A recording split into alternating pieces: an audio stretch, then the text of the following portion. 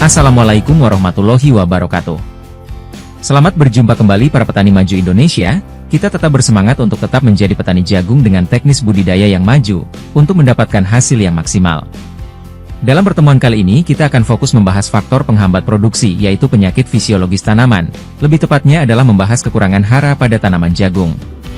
Untuk itu kita akan membahas bagaimana cara mudah mengetahui tanaman jagung kekurangan unsur hara, terutama hara makro. Semoga bermanfaat.